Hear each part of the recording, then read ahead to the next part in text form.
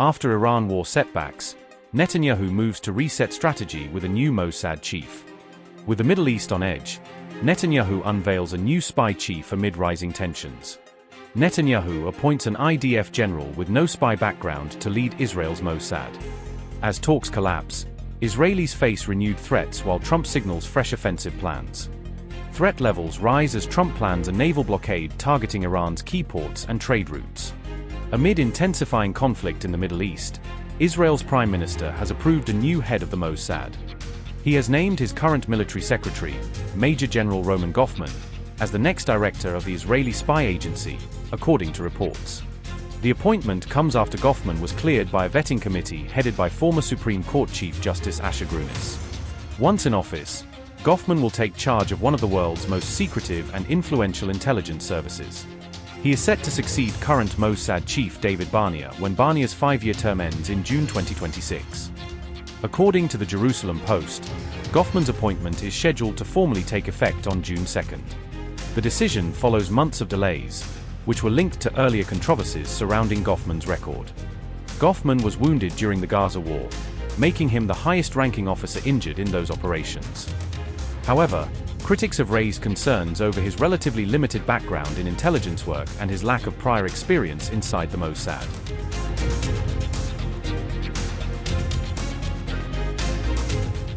After failed peace talks, Iran has warned the United States that Americans may soon miss today's relatively cheap gasoline. Iran's parliament speaker, Mohammad Bakr Kalibaf, made the warning on April 12, according to Press TV. Kalibaf suggested that US consumers could soon grow nostalgic for current fuel prices as tensions keep rising. His comments came shortly after President Donald Trump ordered the US Navy to impose a naval blockade on Iran.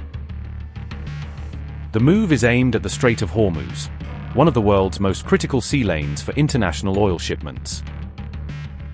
Tensions between Washington and Tehran have continued to escalate following the collapse of peace talks in Islamabad. According to the American Automobile Association, average gasoline prices in the United States are about $4.125 per gallon. Reports say US gasoline prices have already climbed roughly 40% compared to pre-war levels. Oil prices surged again on April 12, after Washington announced a blockade of Iranian ports starting the next day. US crude jumped around 8% to $104.24 per barrel, while Brent crude rose about 7% to $102.29. Iran, for its part, has already restricted passage through the Strait of Hormuz, allowing only a limited number of countries' vessels to pass. Iran's Revolutionary Guards Navy has stated that the strait will not return to pre-war conditions for what it calls adversary states. Meanwhile, the US president has said he does not care if Iran chooses not to return to the negotiating table. I would say it's holding well. Their military is destroyed. Their whole Navy is underwater. You know that. 158 ships are gone. Their Navy's gone. Most of their mine droppers are gone. We have a lot of people, as you know, at 10 o'clock tomorrow, we have a blockade going into effect. That'll be 10 o'clock tomorrow. Other nations are working so that Iran will not be able to sell oil, and that will be very effective. But what we want to do is we want to, and again, we don't need it. What we notice and what we see and what I think is maybe my idea, maybe not, I don't know. But there are many boats heading toward our country to fill up with oil and then go and take it. So they're not going to go through the Hormuz Strait. And ultimately that'll be corrected. But in the meantime, they're using us. We have more oil because of drill, baby, drill. We have more oil than Russia and Saudi Arabia put together. I think Iran is in very bad shape. I think they're very desperate. We had a meeting that lasted 21 hours. We understand the situation better than anybody, and Iran's in very bad shape. And just so you understand, Iran will not have a nuclear weapon. Will not have. There is no way that they're going to get. They still want it, and they made that clear the other night. Iran will not have a nuclear weapon. Oh, I don't know. I don't care if they come back or not. If they don't come back, I'm fine. Their military is gone. Their missiles are largely depleted. The manufacturing capability for missiles and drones is largely defeated. We've been very nice. We haven't ripped down too many bridges. We did one only because they broke their word. They broke their promise. And remember, their promise was that they were going to open the Hormuz Strait. They didn't do it. They lied. We don't like a pope that's going to say that it's okay to have a nuclear weapon. We don't want a pope that says crime is okay in our cities. I don't like it. I'm not a big fan of Pope Leo. He's a very liberal person, and he's a man that doesn't believe in stopping crime.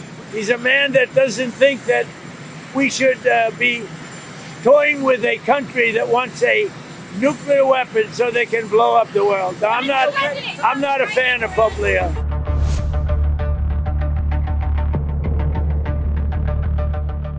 The United States has announced it will begin a blockade of all maritime traffic to and from Iranian ports starting April 13th. This action follows an order from President Donald Trump to ratchet up pressure on Tehran after negotiations between the two sides failed. The blockade will apply to vessels of all nations that are entering or leaving Iranian ports and coastal areas along Iran's shoreline. According to reports, the restrictions will cover shipping routes across the Persian Gulf and the Gulf of Oman. However, US officials say transit through the Strait of Hormuz to non-Iranian ports will not be affected and will be allowed to continue. Mariners operating in these waters have been advised to closely monitor official broadcasts and maintain communication with US naval forces while transiting the region.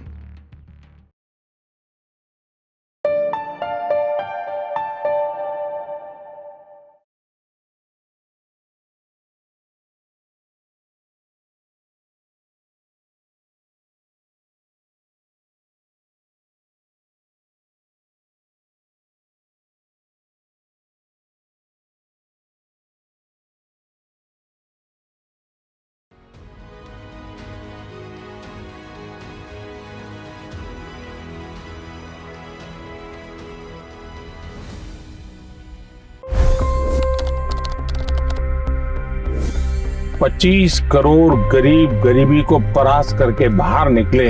For the good of our nation, let's work together and let's truly make America great again. The fastest news breaks. Requested PM saying that look, you will have to speak to Putin and to Zelensky. The biggest news makers. The relationship with India is probably the most important bilateral relationship the US will have for the rest of this century. The capital delivered quite an election result today. Expert analysis. The million-dollar question today is how to stop this dance of death. Ground reports.